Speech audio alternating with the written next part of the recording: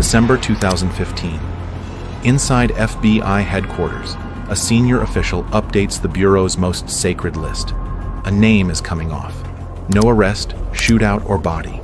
Just a quiet deletion. For only the 7th time in 65 years, a top 10 most wanted fugitive is being removed without being caught. The same agency that hunted Osama bin Laden across continents, that dismantled New York's 5 families, is surrendering. The memo lands with bureaucratic calm. Subject resides in a country with no U.S. extradition treaty. The translation? We cannot get him. And here's the most unsettling part. He's not hiding in a bunker or a jungle. He's sipping champagne in a Moscow suburb, protected by Vladimir Putin himself. The FBI built a 45-count indictment, exposed a fake billion-dollar magnet company, tracked shell companies from Budapest to the Cayman Islands. Years of work, witnesses who risked their lives, and none of it mattered. The white whale swims free. What kind of man makes the FBI surrender? And how did a stocky Ukrainian con artist become untouchable to the most powerful nation on Earth? May 13th, 1998. Newtown, Pennsylvania.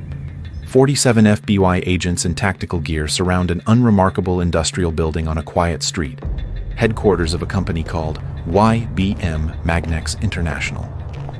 On paper, YBM is a Wall Street fairy tale, a publicly traded magnet manufacturer valued at nearly $1 billion on the Toronto Stock Exchange. The stock has climbed 300% in 2 years. Pension funds in Canada bought in. Day traders in New York chased the momentum. Teachers, firefighters, retirees across North America flooded their savings into this wonder stock. The company's world headquarters sits right here in Bucks County, and the FBI has spent 26 months building a case to tear it apart. A command crackles over the radio. Flashbangs detonate. Agents breach the doors and sweep through offices with weapons raised. They expect to find a bustling manufacturing floor churning out industrial magnets for hard drives and MRI machines. Instead, they find silence. A cavernous warehouse of idle machinery. Fluorescent lights flicker over an assembly line that has never assembled anything. The machines are there, gleaming and expensive, but they are props staged for investor tours. The finished products lining the shelves are dummy samples, magnets purchased from legitimate suppliers and repackaged with YBM labels. YBM Magnex International is not making anything at all. Documents cover every surface: purchase orders, invoices, technical drawings, mountains of paperwork that look perfectly legitimate. The entire enterprise is a theater. By the time trading is halted, the scam has vaporized more than $150 million of investors' money. FBI forensic accountants pick apart the fraud. Money cycled through bank accounts from Budapest to the Caribbean, reported as magnet sales that never occurred. One of the largest financial crimes in North American history. Yet the Bureau remains unsatisfied. If this was a pump and dump scheme, who was the mastermind? Who cashes out $150 million and leaves behind a fake magnet factory as a calling card? Agents trace the web of shell companies and find an unexpected name at the center: Semyon Mogilevich. Ukrainian-born, 51 years old, economics degree from Lviv University, a ghost with no U.S. presence, white-collar con artist, rogue financier. As they dig deeper, a chilling realization appears. He is far more than a clever fraudster. He is what organized crime experts coldly call a global player. Less gently, he is the boss of bosses of the Russian mafia. The FBI's routine fraud case just exploded into something much bigger.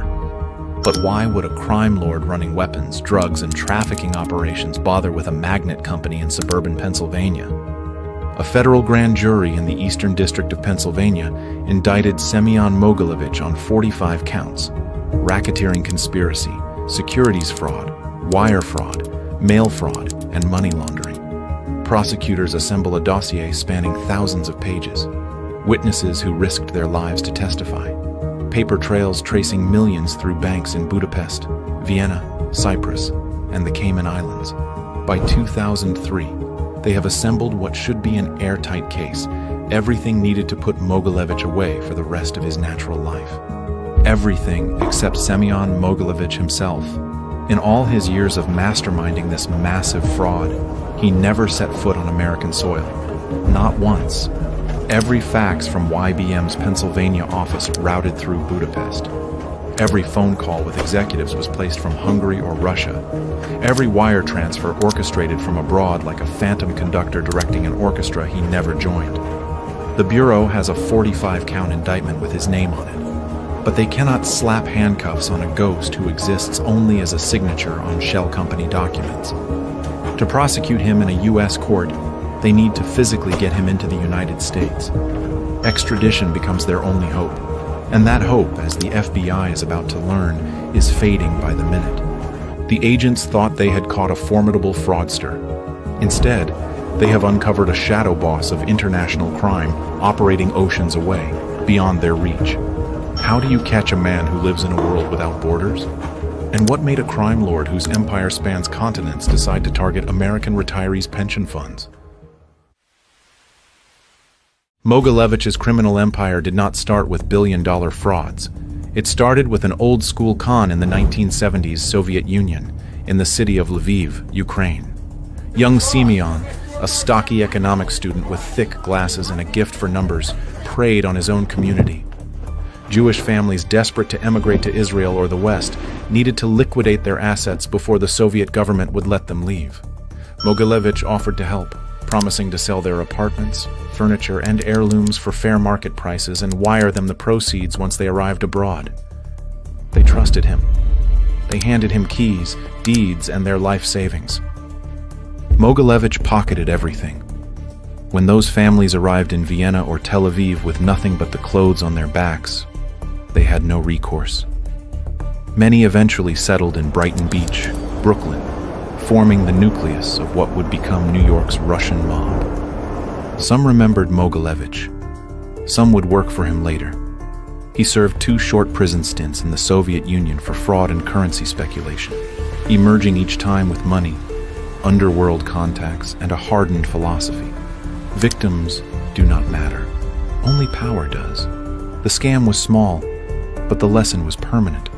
By the late 1980s, as the Soviet Union began its final collapse, Mogilevich saw his moment. He left Ukraine and relocated to Budapest, Hungary, a neutral crossroads between East and West where intelligence agencies, arms dealers, and criminals all converged in the chaos. There, he built his own syndicate from scratch, one that would operate on a different level than the street gangs and extortion rackets that defined organized crime. He recruited not just thugs, but ex-KGB officers and Afghanistan war veterans as his enforcers, men who had tortured prisoners in Kabul and felt nothing. These were not bodyguards. They were killers with military training who would not flinch at any order. He would destroy entire rival groups, recalls former mob insider Leonid Roitman, who later testified about Mogilevich's tactics to FBI investigators. First the leaders, then the new leaders who replaced them, until the whole group was gone. Mogilevich did not cut off the head of a rival organization. He burned the roots. Competitors who refused to submit simply vanished. Bodies surfaced in the Danube. By the mid-1990s, he was not just a boss. He was the boss of bosses, a criminal who operated with impunity across a dozen countries, while law enforcement in each one blamed another jurisdiction. But running street rackets was only the beginning. What happens when a man with unlimited violence and unlimited ambition decides to go corporate? His portfolio expanded with terrifying speed. He started with weapons trafficking. Mogilevich's network supplied everything from Kalashnikovs to surface-to-air missiles. Western intelligence services tracked shipments to African warlords and Middle Eastern militias. There were persistent whispers, never fully confirmed, of deals involving nuclear materials from poorly guarded Soviet stockpiles. Then he went with drug trafficking. He controlled heroin routes stretching from the poppy fields of Afghanistan through Turkey to the streets of Western Europe, a pipeline worth billions annually. Human trafficking. His syndicate ran brothels across the Czech Republic, Hungary, and Israel, moving women from impoverished villages in Ukraine and Moldova to serve as prostitutes in foreign cities. Finally, he masterized money laundering. his financial advisors, some with advanced degrees from Moscow's best universities, created Byzantine webs of shell companies to wash dirty money clean through bank accounts stretching from Cyprus to Gibraltar to the Channel Islands. Every new venture added a layer of armor. His wealth ballooned into the billions, making it easy to buy friends and influence. He accumulated at least a dozen known aliases and multiple citizenships. He was Semen Yukovich Telish one day, Sergei Schneider the next, Hungarian one week, Israeli the next. He collected passports like other people collect stamps. He moved freely across borders, living in mansions in Budapest and dachas outside Moscow.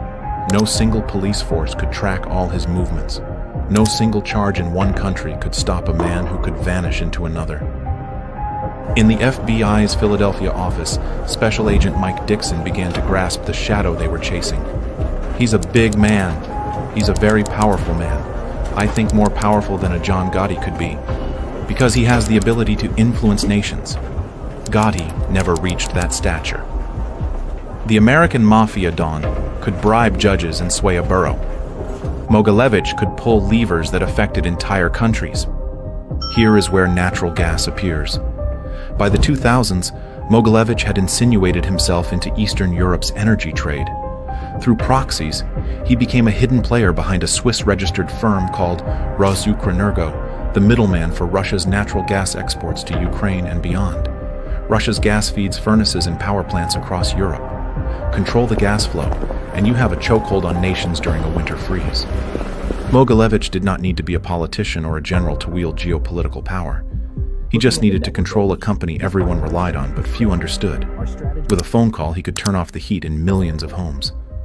What kind of criminal makes himself essential to a superpower's foreign policy? If you find this story as disturbing as I do, consider subscribing. The more people who understand how men like this operate, the harder it becomes for them to hide. This is the man behind that empty magnet factory in Pennsylvania. A man whose power transcends the underworld and starts to rival legitimate states. The FBI's 45-count indictment now feels like trying to lasso a tornado. Mogilevich's empire is global, diversified, and cloaked behind layers of political protection that no RICO charge can pierce. Standard law enforcement playbooks will not be enough. To catch Mogilevich, they need the cooperation of foreign governments. They need him to slip up and travel somewhere within reach. They need a miracle. So they reach for their biggest lever, international exposure. If Mogilevich cannot be quietly extradited, maybe public pressure will smoke him out. It is time to write Semyon Mogilevich's name on the FBI's most infamous bulletin board.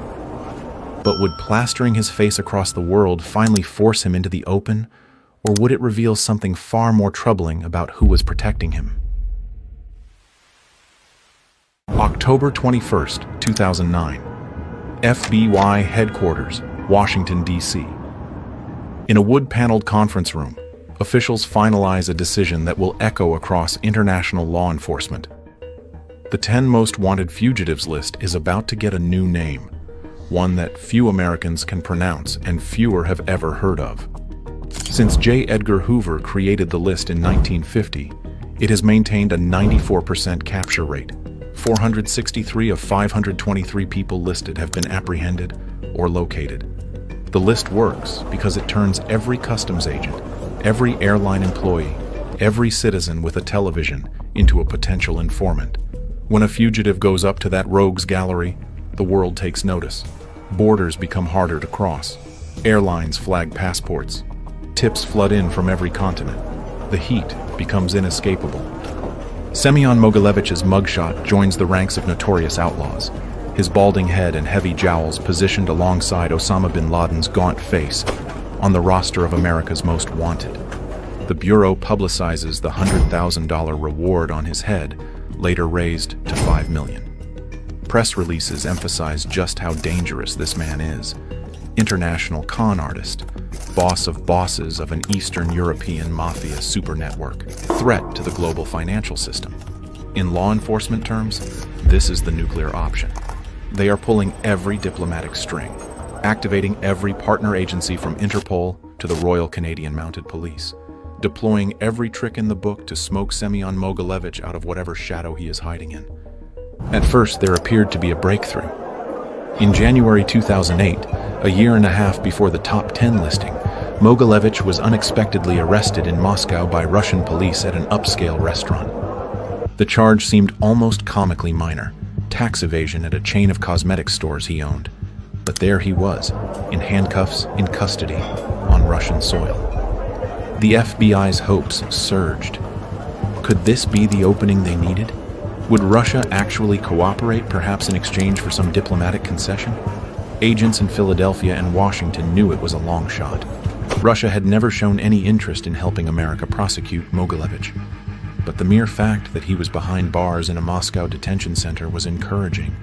Maybe the years of pressure, the Interpol red notices, the diplomatic cables were finally working. 18 months later, those hopes were brutally dashed. In July 2009, a Moscow court quietly orders Mogilevich released from jail. The official reason borders on absurd. A Russian Interior Ministry spokeswoman explains that the charges are not of a particularly grave nature, so investigators had no particular reason to keep him imprisoned. Not grave. The man the FBI suspects of trafficking guns, drugs, humans, and possibly nuclear material. The man whose fraud robbed North Americans of $150 million. Released because Russian authorities classified his case as no big deal. Mogilevich posts bail and walks out the door. Free. The FBI realizes something terrifying. Mogilevich is not just hiding in Russia. He is being sheltered. The top 10 listing, the publicity, none of it made a dent. Moscow either does not get the memo or does not care. The very next month, as the FBI is adding him to the most wanted list with great fanfare, Mogilevich is reportedly settling back into life in Moscow, dining at upscale restaurants as if nothing happened. International pressure was supposed to make him persona non grata. Instead, it barely ruffled his feathers. Inside the FBI, frustration gives way to cold realization. The usual formula, making the world too hot for the fugitive to hide, is not working. Mogilevich's name on a wanted poster does not scare a government that willingly set him free. Why would Russia protect a mob boss? Why thumb its nose at a US indictment and an Interpol red notice for this man? The answer has nothing to do with lack of evidence or lack of effort. It has everything to do with power. What did Mogilevich give the Kremlin that made him worth protecting from the full weight of American justice? To understand the invisible barrier the FBI keeps slamming against, consider the timing of Mogilevich's rise. He built his empire in the 1990s, the wildest and most lawless decade in modern Russian history. The Soviet Union had just collapsed. State assets worth hundreds of billions were being privatized, often to whoever had the cash or the connections to grab them. Organized crime groups and former KGB officers were indistinguishable in many cases. And in St. Petersburg, a mid-level ex-KGB officer named Vladimir Putin was serving as deputy mayor, cutting deals with businessmen of questionable background, getting a crash course in how organized crime could intertwine with politics, commerce, and state power. Putin's later rise would be built partly on mastering that gray zone. Mogilevich, with his immense wealth, his international banking networks, and his ability to move money and goods across any border without attracting attention, was exactly the kind of figure who could prove useful to ambitious men in that world. He was not a patriot. He was not an ideologue. He was a tool, a very expensive, very effective tool that could be deployed when the state needed things done that the state could never officially do. Years later, curious evidence of that utility emerged. In 1999, a Ukrainian presidential bodyguard named Mykola Melnichenko began making secret recordings of President Leonid Kuchma's private conversations. The tapes, later authenticated by US intelligence, captured hundreds of hours of candid discussions. In one leaked snippet, a voice identified as Kuchma casually mentions that Mogilevich has a good relationship with Putin. The implication was clear. This was not just street gossip. This was coming from a head of state who would know. Around the same time, ex-FSB agent Alexander Litvinenko, who had defected to Britain and was cooperating with British intelligence, made claims that Mogilevich had been an informant and asset for the KGB since the 1980s, continuing his relationship with its successor agency, the FSB. Litvinenko was poisoned with polonium-210 in London in November 2006, almost certainly on Kremlin orders, which lent a grim credibility to his accusations. Ukrainian intelligence chief Ihor Smeshko independently reported to U.S. officials that Mogilevich enjoyed protection at the highest levels in Moscow, effectively operating as an instrument of Russian security services when needed. Mogilevich was not just a mafia boss doing his own thing. He was entwined with the Russian state. By the 2000s, as Putin consolidated power and became Russia's president, Mogilevich moved openly about Moscow. He bought a lavish dacha in an elite suburb. He dined at high-end restaurants. He appeared to fear no Russian law enforcement. If he had been a valuable resource to Russian intelligence, someone who could facilitate the laundering of billions through offshore accounts, or broker illicit arms deals the Kremlin wanted deniability on, or manage that critical gas trade, then turning him over to the Americans would be out of the question. The gas angle exemplifies how Mogilevich made himself untouchable by making himself useful. Through Rosukrenergo, he had indirect control over a significant slice of Russia's energy exports. That gave him leverage not just over gangsters or businessmen, but over governments. The Kremlin could use Rosukrenergo as a lever in negotiations with Ukraine, and Mogilevich's cut kept him rich and loyal. A U.S. diplomatic cable later revealed that the Ukrainian oligarch nominally running Rosukrenergo, Dmytro Firtash, admitted privately that he needed Mogilevich's approval to operate. Mogilevich was literally a gatekeeper in the energy sector. In Putin's Russia, if you help the state project power or make money, and ideally do both, you become part of the club. Mogilevich delivered on both counts. Picture the scene from the perspective of an FBI agent in 2010 trying to strategize the capture of Semyon Mogilevich. Extradition treaty with Russia? None. Russia's constitution forbids handing over its citizens, and Mogilevich now holds Russian citizenship. Secret snatch operation on foreign soil? That would be an act of war if attempted in Moscow. Lure him out? They tried that with the most wanted list, hoping he would slip up and travel. He did not. The man is comfortable, protected by Russian security services. An Interpol notice is just a piece of paper to a man who sits under the Kremlin's umbrella. The FBI keeps Mogilevich on the top 10 list for 6 years, hoping against hope. They chase down rumors and whisperings, a sighting in a Moscow cafe here, an unconfirmed trip to Hungary there, but nothing pans out. Mogilevich is not like other fugitives who stay on the list for decades while hiding in a jungle or a mountain. He is hiding in plain sight under the protection of a major world power. Barring a sudden regime change in Moscow or a one-in-a-million deal, there will be no perp walk. By 2015, the FBI's leadership faced a grim choice. Leave Mogilevich on the top 10 list indefinitely as a symbolic gesture, knowing they cannot touch him. Or make a rare and painful exception, acknowledging publicly that this is one fugitive they simply cannot capture. It is an admission no agency ever wants to make, especially not the FBI with its pride on the line. But the truth is inescapable. Mogilevich has engineered immunity to American justice by outsmarting investigators. How does one man outsmart the most powerful nation on Earth? And what happens when the hunters finally admit they have become the hunted? December 2015. A brief press statement crosses the wire services, largely unnoticed amid the holiday bustle of shopping reports and year-end retrospectives. The FBI announces it is removing Semyon Mogilevich from the 10 most wanted fugitives list. The wording is dry, almost bureaucratic. Mogilevich is known to be residing in a country that does not extradite to the United States, and he no longer poses an immediate threat to the American public. No fanfare, no press conference, just a quiet deletion and a handful of paragraphs explaining the obvious. Everyone who has been paying attention understands the subtext.